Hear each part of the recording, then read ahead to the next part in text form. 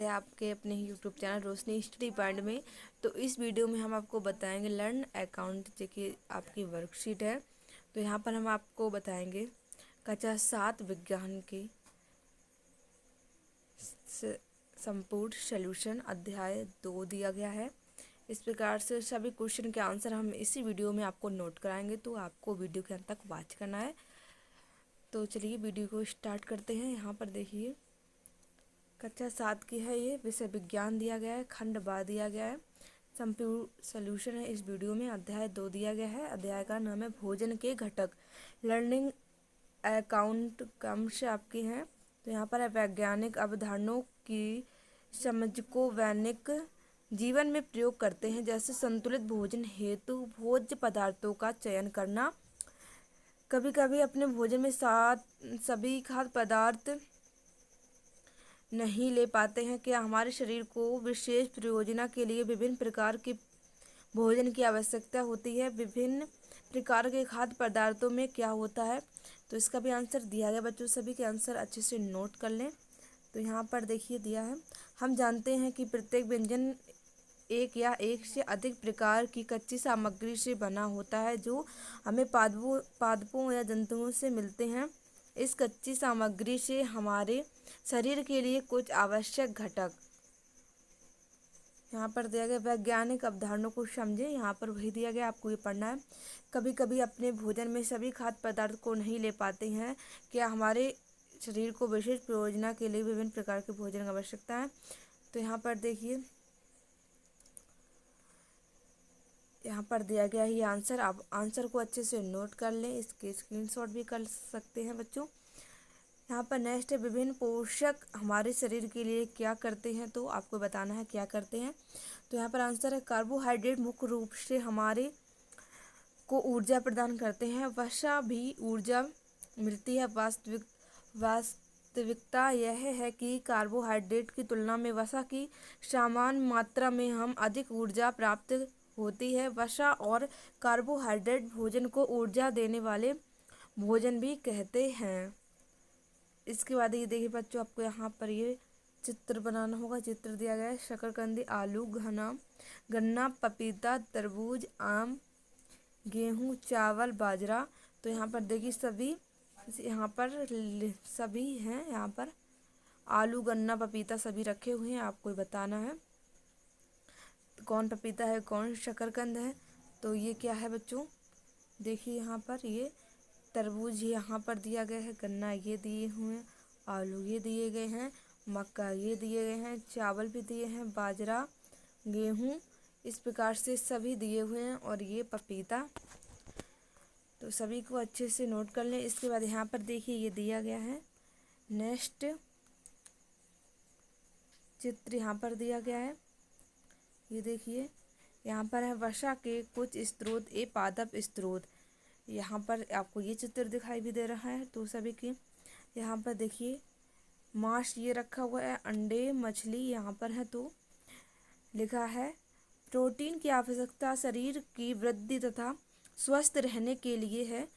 Protein युक्त भोजन को प्रायः शरीर वर्धक भोजन कहते हैं।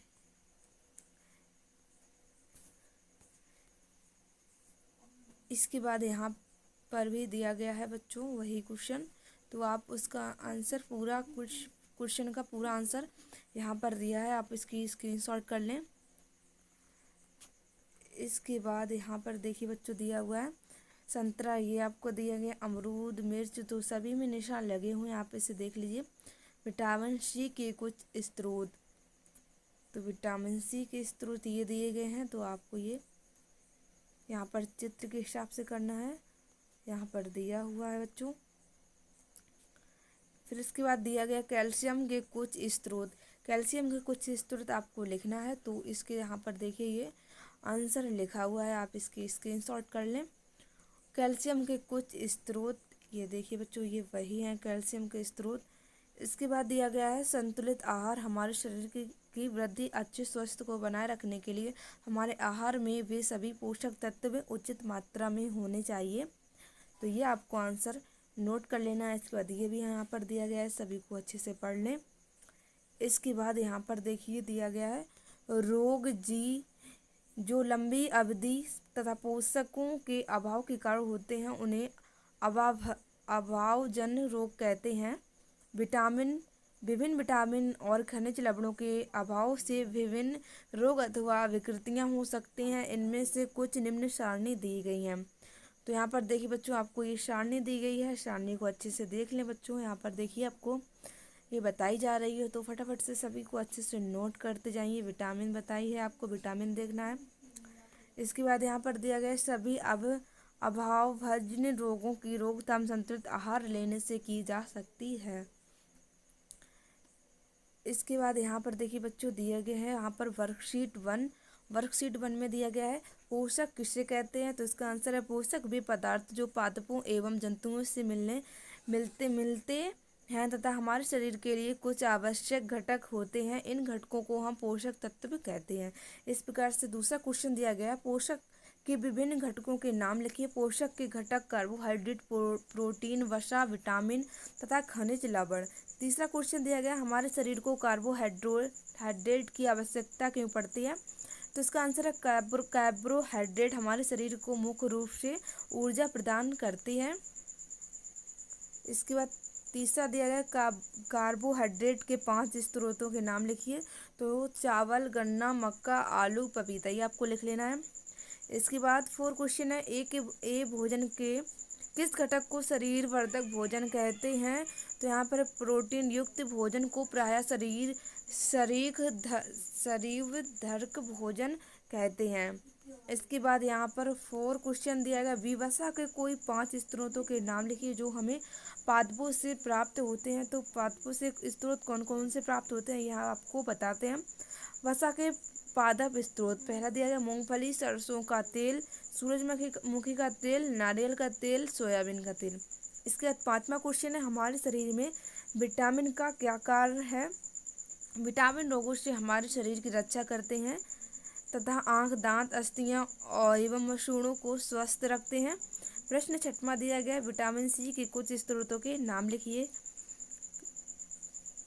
तो यहाँ पर देखिए यहाँ पर 6वां क्वेश्चन है विटामिन सी के स्रोत नींबू, आंवला, टमाटर, संतरा, अमरूद, मिर्च इत्यादि। ये आपको नोट करते जाना है सभी आंसर। इसके बाद यहाँ पर देखिए 8वां क्वेश्चन है निम्न के दो स्रोतों के नाम लिखिए। आयोडीन, तो इसका है आंसर दूध और अंडा। दूसरा है फास्फोरस के स्रोत, तो है दूध, केला, मिर्च। तीसरा है लोहे के स्रोत, तो है पालक, अदरक, मछली। कैल्शियम के स्रोत, तो है दूध, अंडा। इस प्रकार से आपको अच्छे से नोट कर लेना है सभी। इसके बाद यहाँ पर 9वां क्वेश्चन दिया गया हमारे शरीर में रक्षांश का क्या महत्व है।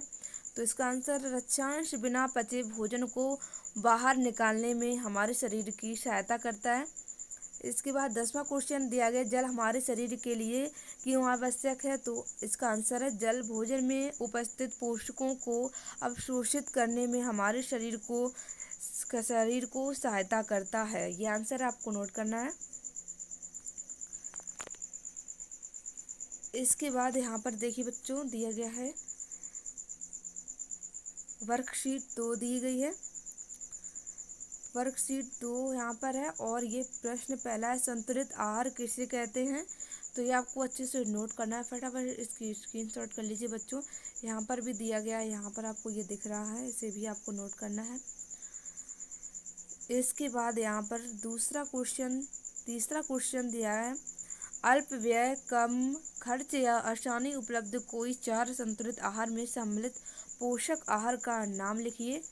तो पोषक आहार को आपको नाम लिखना है मूंगफली, दाल, सोयाबीन, अंकुरित बीज, आटे का मिश्रण, केला, पालक, गुड़। इसी प्रकार के अन्य भोजन कई पोषक उपलब्ध कराते हैं। इसके बाद 4 क्वेश्चन दिया है किसी भी पोषक का अत्यधिक मात्रा में सेवन हमारे शरीर पर क्या प्रभाव डालता है। कोई एक उदाहरण स्पष्ट करें। किसी भी पोषक का आवश्यकता से अधिक सेवन करने से शरीर पर हानिकारक प्रभाव पड़ते हैं, जैसे अधिक प्रयुक्त भोजन खाना हमारे लिए बहुत हानिकारक होता है। इसके बाद यहाँ पर देखिए बच्चों 5वां क्वेश्चन दिया गया है अविभाज्य रोग किसे कहते हैं, तो आपको लिखना है। इसका आंसर भी आपको बताया गया है। वे रोग हैं जो लंबी अवधि तथा पोषकों के अभाव के कारण होते हैं, उन्हें अविभाज्य जन रोग कहते हैं। छठवां क्वेश्चन है, विटामिन ए की कमी से होने वाले रोग का नाम व उसके लक्षण आपको बताना है। तो आंसर यहाँ पर आपको ये मिल जाएगा, तो आप फटाफट से इसकी स्क्रीनशॉट कर लें। इसके बाद यहाँ पर सातवां क्वेश्चन दिया गया है। सातवां क्वेश्चन में दिया है, विटामिन बी की कमी से होने वाले रोग का नाम व उसके लक्षण लिखिए। आपको रोग व लक्षण लिखने हैं, तो कौन कौन से होते हैं ये आपको यहाँ पर बताए गए हैं आंसर में, तो आपको इसे नोट करते जाना है। सातवां के बाद यहाँ पर देखिए बच्चों, आपको आठवां, नौवां दिया गया है, 10वां दिया गया है। नौवें में दिया है, आयोडीन व लौह की कमी से कौन से रोग हो सकते हैं, इसकी कमी को पूरा करने के लिए आवश्यक स्रोत हैं। आपको ये स्रोत पूछे गए हैं। तो दिया गया है, रोग आयोडीन की कमी से घेंगा, रतौंधी, लोहे की कमी से रोग होता है। लक्षण दिए गए, आयोडीन की कमी से गर्दन की ग्रंथि का फूल जाना एवं लोहे की कमी से कमजोरी, स्रोत पालक, अदरक, मछली। 10वां क्वेश्चन दिया गया है। 10वें क्वेश्चन में आपको पूछा गया है बच्चों, सभी अविभाज्य रोगों की रोकथाम किस प्रकार की जा सकती है, तो आपको बताना है। यहाँ पर आंसर है, सभी अविभाज्य जन रोगों की रोकथाम संतुलित आहार लेने से की जा सकती है। इसके बाद यहाँ पर दिया गया है प्रोजेक्ट कार्य। बच्चों आपको जो प्रोजेक्ट कार्य दिया गया है, यहाँ पर ये दिया गया प्रोजेक्ट कार्य। पहला क्वेश्चन दिया गया प्रोजेक्ट कार्य का, भोजन में प्रोटीन के कोई 4 पादप स्रोत एवं कोई 4 जंतु नाम लिखकर दिए गए स्थान पर उनके चित्र चिपका कर बनाइए। तो आपको किस प्रकार बनाना है, इस टेबल में आपको ये बताया गया है। तो देखिए यहाँ पर पादप स्रोत, जंतु स्रोत आपको इस प्रकार से डाल लेना है टेबल में। नाम आपको लिखना है, चित्र, नाम, चित्र। तो पहले आप देखिए, आपको ये चित्र बना हुआ है, ये क्या है, चना, सोयाबीन है, ये मूंगफली आपको कैसे ये है, और तुअर दाल, आपको ये तुअर दाल है। इस प्रकार से आपको सभी बना लेना है। इसके बाद यहाँ पर प्रश्न दूसरा दिया गया है, आपके द्वारा दिन भर जो भी भोज्य पदार्थ ग्रहण किए गए हैं उनकी सूची बनाइए तथा यह भी ज्ञात कीजिए कि उन भोज्य पदार्थों में कौन कौन से पोषक तत्व उपस्थित हैं। तो पहले आपको एक टेबल बनाना है, उसमें डालना है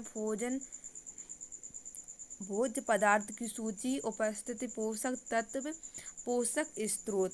तो यहाँ पर आपको ये लिख लेना है 1 2 3 4 करके बच्चों। चावल लिखना है, गेहूँ, दूध, ये सब लिखना है। उपस्थिति, पोषक तत्व, कार्बोहाइड्रेट, पोषक स्रोत, चावल, आलू, गन्ना। इस प्रकार से आपको ये पूरी टेबल बना लेनी है बच्चों। इसी प्रकार से आपको स्क्रीनशॉट करना है। इसके बाद यहाँ पर देखिए बच्चों, दिया गया है शुभ आकलन। आपको यहाँ पर दिखाई दे रहा होगा, ये लिखा हुआ है शिव आकलन।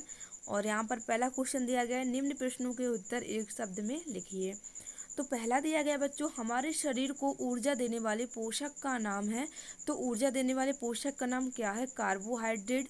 इसके बाद बी नंबर है, अस्थियों के नाम लिखिए। आवश्यक खनिज, तो आवश्यक खनिज है विटामिन डी, सभी को अच्छे से नोट कर लें। सी नंबर है, विटामिन सी की कमी से होने वाले रोग का नाम। तो क्या नाम है विटामिन सी की कमी से होने वाला रोग स्कर्वी है।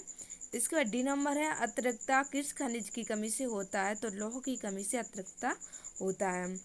इसके बाद प्रश्न दूसरा दिया गया, सत्य असत्य आपको करना है। तो यहाँ पर देखिए बच्चों, पहला आपको सत्य करना है, दूसरा असत्य, तीसरा आपको असत्य करना है। इस प्रकार से आपको सत्य असत्य भी क्लियर होते हैं बच्चों। और यहाँ पर डी दिया है, अधिक मात्रा में किसी पोषक तत्व को ग्रहण करने का हानिकारक होता है, ये आपको करना है सत्य। इसके बाद यहाँ पर तीसरा दिया गया है, रोग का नाम किस पोषक तत्व की कमी से होता है, बेरी, calcium, rickets, vitamin C, scurvy, vitamin B, और अस्थियाँ और दंतक्षय विटामिन डी। ये आपको यहाँ पर बच्चों टिक लगे हुए हैं, इस प्रकार से आपको ये मिलान कर लेना है। ओके। इसके बाद यहाँ पर देखिए प्रश्न 4 दिया गया, सही विकल्प का चयन कीजिए। विटामिन ए है, विटामिन ए के पादप स्रोत है मछली, अंडे, नींबू, दूध। इसके बाद बी नंबर दिया, आयोडीन की कमी के कारण होने वाला रोग है। तो क्या होने वाला रोग है, दृष्टिहीनता, घेंगा, गाइटर, मोटापा, चेहरे पर सूजन। तो इसका आंसर बच्चों घेंगा। सी नंबर दिया गया कार्बोहाइड्रेट निम्न में से किस में पाया जाता है, तो किस में पाया जाता है, आलू में पाया जाता है। सभी के अच्छे से मिलान कर लें बच्चों। इसके बाद डी नंबर है वह विटामिन जो हमारी अच्छी दृष्टि के लिए आवश्यक है, तो क्या है, विटामिन ए। ओके। इसके बाद नेक्स्ट देखते हैं, यहाँ पर अध्याय 4 दिया गया है आपका वस्तुओं के समूह बनाना। लर्न अकाउंटिंग दिया गया है यहाँ पर पदार्थों और जीवों जैसी वनस्पति, रेशों और पुष्प आदि को वो अवलोकन योग विशेषताओं जैसे बाह्य आकृति, बनावट आदि के आधार पर पहचानते हैं। दूसरा है पदार्थों और जीवों में गुणों, संरचना एवं कार्यों के आधार पर भेद करते हैं। हमारे चारों ओर की वस्तुएं, चारों ओर की वस्तुएं आपको यहाँ पर दिया गया, आपको यहाँ पर लिखी हुई हैं, तो स्क्रीनशॉट कर लें बच्चों। इसके बाद यहाँ पर आपको पदार्थों के गुण बताना है, दिखावट बताना है, तो सभी आपको यहाँ पर आंसर दिए हुए हैं, तो आपको क्या करना है, स्क्रीनशॉट करना है। यहाँ पर भी दिए गए हैं। इसके बाद यहाँ पर वर्कशीट बन दी गई है। कागज़ से बनाई जा सकने वाली 5 वस्तुओं के नाम लिखिए। गुलदस्ते, खिलौने, बर्थडे, कागज, पट्टी, गमला, दफ्तर, थैली, कॉपी। ये सारी चीज़ें बनाई जा सकती हैं कागज़ से। ओके। इसके बाद यहाँ पर देखिए प्रश्न दूसरा है, निम्न तालिका को पूर्ण कीजिए। तो आपको टेबल बनानी है, आपको डाल लेना क्रम वस्तुएं, पदार्थ जिनसे ये वस्तुएं बनी हैं। तो यहाँ पर आपको ये पेट, थाली, धातु, इस प्रकार से टेबल बनानी है। तीसरा दिया गया पदार्थों के गुणों के आधार पर वस्तुएं कितने प्रकार के समूह में बांटी जा सकती हैं। गुणों के नाम लिखिए, गुणों के आपको नाम लिखना है। इसके बाद यहाँ पर देखिए प्रश्न 4 दिया गया है, सभी को आपको इसे देख लेना है। 5वां क्वेश्चन यहाँ पर दिया गया, नीचे कुछ वस्तुएं तथा पदार्थों के नाम दिए गए हैं। जल, टेनिस बॉल, संतरा, बेल्ट, चीनी, पेन, चश्मे की डंडी, जूता। इनको इस प्रकार समूहित कीजिए। खाद्य तथा अधखाद्य पदार्थ, तो आपको क्या लिखना है, चीनी और जल। दूसरा दिया प्लास्टिक की वस्तुएं, पेन, चश्मे की डंडी। इसके बाद वर्कशीट दूसरी दी गई है यहाँ पर आपको, निम्नलिखित में से चमकदार पदार्थों का चयन कीजिए। कांच की प्याली, प्लास्टिक का खिलौना, स्टील का चम्मच, सूती कमीज, सोने की बाली। इसका आंसर है स्टील का चम्मच, सोने की बाली। इस प्रकार से आपको आंसर करना है। तीसरा क्वेश्चन दिया गया है यहाँ पर, और तीसरा क्वेश्चन का आंसर भी दिया गया है, इसे आपको कर लेना है। इसके बाद यहाँ पर देखिए बच्चों 4 क्वेश्चन दिया है, निम्न तालिका को पूर्ण कीजिए। तो आपको इस पहले ही टेबल बनानी है। पदार्थ जल में विलय होता है, नमक जल में विलय, तो इस प्रकार से आपको टेबल बना के ये लिख देना है। इसके बाद प्रश्न 5 दिया गया, कठोर पदार्थ तथा कोमल पदार्थ किसे कहते हैं। दोनों के 2-2 उदाहरण दीजिए। 2-2 उदाहरण आपको देना है। तो यहाँ पर देखिए आंसर दिया है, इसे आप देख लें। इसके बाद बच्चों यहाँ पर देखिए प्रोजेक्ट कार्य दिया गया है।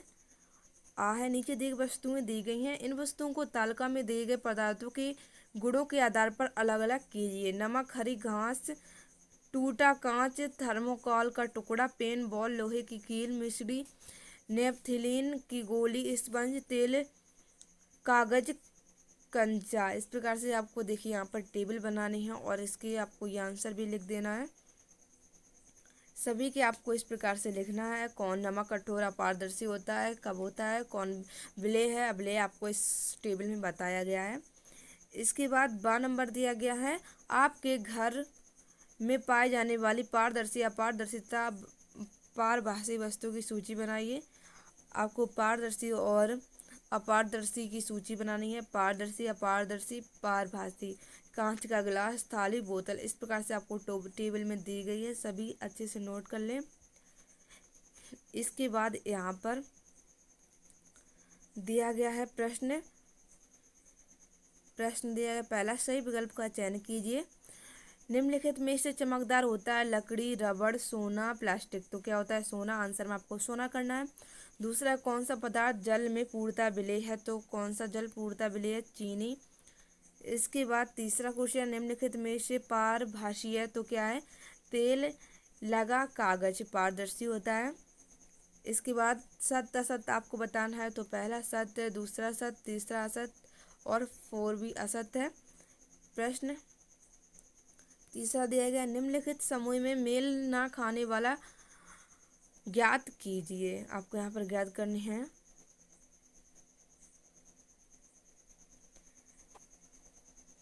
प्रश्न 4 दिया गया, एक शब्द में उत्तर दीजिए। पदार्थ जिनसे होकर वस्तुओं को देखा जा सकता है कहलाते हैं पारदर्शी पदार्थ कहलाते हैं। दूसरा, ऐसे पदार्थ जिनसे होकर वस्तुओं को देख तो सकते हैं परंतु बहुत स्पष्ट नहीं देखा जा सकता है कहलाते हैं, क्या कहलाते हैं? पारदर्शी कहलाते हैं। तीसरा दिया गया, जल में तैरने वाली जिन वस्तुओं को आप जानते हैं उनकी सूची बनाइए। तो आपको ये सूची बना लेनी है इस प्रकार से।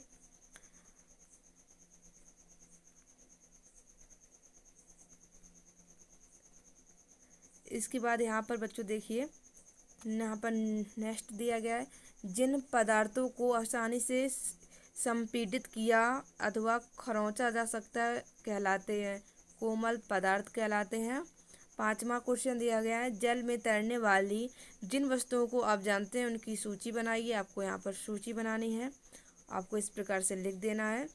अध्याय यहाँ पर 9 दिया गया है, सजीव विशेषताएं एवं आवास। तो आपको यहाँ पर देखिए सजीव एवं उनका परिवेश, तो यहाँ पर ये आंसर है। तो आपको इसे स्क्रीनशॉट करके लिख लेना होगा। यहाँ पर इस प्रकार से सभी के आंसर। विभिन्न आवास, कुछ स्थलीय आवास, मरुस्थल। तो मरुस्थल के बारे में आपको लिखना है, यहाँ पर ये लिखा हुआ है, फटाफट से स्क्रीनशॉट कर लें।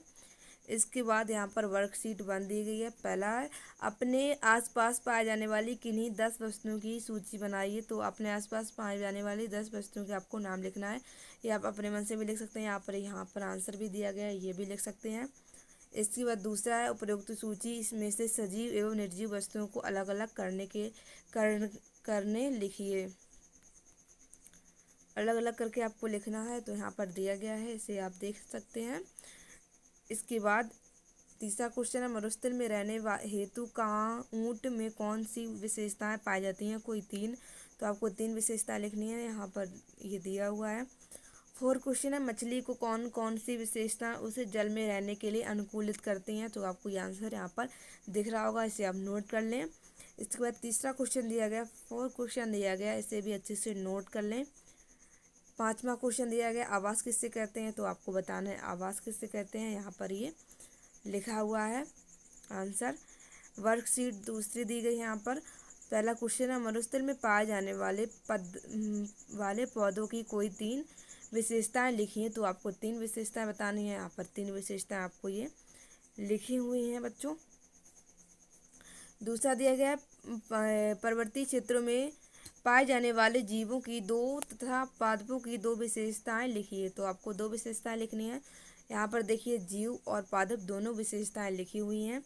नेक्स्ट क्वेश्चन यहाँ पर देखिए, प्रश्न तीसरा दिया गया है, यहाँ पर आपको ये दिख रहा है तीसरा क्वेश्चन, और तीसरे क्वेश्चन के बाद आपको आंसर यहाँ पर मिल जाएगा। इसके बाद 4 क्वेश्चन दिया गया है, 4 क्वेश्चन को भी अच्छे से देख लें। 5 क्वेश्चन में दिया गया है, जलीय पौधों की कोई 3 विशेषताएं लिखिए। तो यहाँ पर देखिए पहला, दूसरा, और इसके बाद यहाँ पर ये तीसरी विशेषता भी आपको दी गई है। इसके बाद बच्चों यहाँ पर वर्कशीट 3 दी गई है। पहला क्वेश्चन है, सजीवों को भोजन की आवश्यकता क्यों होती है? तो आपको ये बताना है, आंसर अच्छे से नोट कर लें। इसके बाद दूसरा क्वेश्चन दिया गया, दूसरा क्वेश्चन को भी देख लें बच्चों। और इसके बाद तीसरा क्वेश्चन दिया गया, तीसरा क्वेश्चन का आंसर भी आपको बताना है। यहाँ पर 4 क्वेश्चन दिया गया है, 4 क्वेश्चन को भी अच्छे से नोट कर लें। पांचवा क्वेश्चन दिया गया है, प्रेजेंट की 2 विधियों के बारे में आपको बताना है। तो यहाँ पर देखिए बच्चों, पहली विधि ये लिखी हुई है, दूसरी विधि ये लिखी हुई है, तो अच्छे से आंसर को नोट कर लें। इसके बाद यहाँ पर प्रोजेक्ट कार्य दिया गया है। पहला ए, सजीवों में पाए जाने वाले लक्षणों की सूची बनाइए। तो यहाँ पर आपको लक्षणों की सूची बनाने हैं, अच्छे से ये आपको कर लेना है। 6 पॉइंट दिए गए हैं। इसके बाद यहाँ पर देखिए पहला का बी दिया गया, निम्न विशेषताओं के आधार पर पौधों एवं जंतुओं में होने वाली क्रियाओं का वर्णन कीजिए। तो आपको पहले ये टेबल बनानी है, क्रमांक होने वाली क्रिया का नाम पौधे में, जंतुओं में, और इस प्रकार से आपको ये लिख देना है टेबल में। इसके बाद यहाँ पर देखिए दूसरा ए दिया गया है, इसे भी क्वेश्चन को अच्छे से देखें, और आपको इसमें भी टेबल बनानी है और इसका आंसर भी आपको लिख देना है। इसके बाद दूसरा क्वेश्चन दिया गया है, अपने आसपास के क्षेत्र, खेत, उद्यान आदि का भ्रमण कर किन्हीं पेड़ पौधों के नाम आपको लिखना है। तो यहाँ पर देखिए पेड़ पौधे के आपको नाम यहाँ पर सभी लिखे हुए हैं, अशोक, तुलसी, बरगद, बबुल, गुलमोहर। इस प्रकार सभी आपको अच्छे से नोट कर लेना है बच्चों। इसके बाद यहाँ पर आकलन दिया गया है। प्रश्न पहला, सही विकल्प चुनकर लिखिए।